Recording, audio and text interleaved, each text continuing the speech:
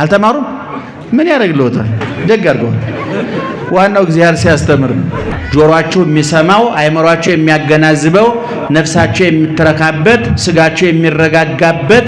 እንባቸው የሚታበስበት ጥያቄያቸው የሚመለስበት የነፍስ የስጋ ቁስላቸው የሚፈወስበት ማህበራዊ ምስቅልቅላቸው ቅርጽ የሚይዝበትን የአምላካችንን ቃል እንነግራችኋለን መልካም ፈቃዱ ይሁንልን ደህና መሻችሁ ወጣችሁ እንዴ አላችሁ አይደል ማንስ ማንተ አንተ በለጠ ሰላም ነህ ስንት አመት ነው አግብታል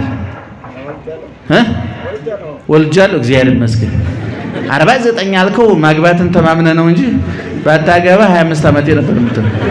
ደህና መሻችሁ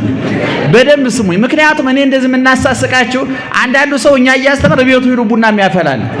እሱ ኪዶቃ የሚደረድራል ይገርማ እዚህ ቁጭ ብሎ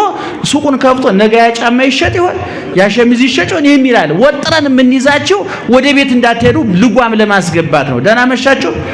በጣም ውብ ፍጥረቶች ነው ምእመናን በጣም ውብ እኔ ለራሴ በዓለም ላይ አንደኛ ቆንጆ ማን ነው ብላችሁ ብትጠይቁኝ ይሸጡ አለማየሁ እኔ ነኝ ምክንያቱም በውስጤ ደም ግባቴ ማን ነው ክርስቶስ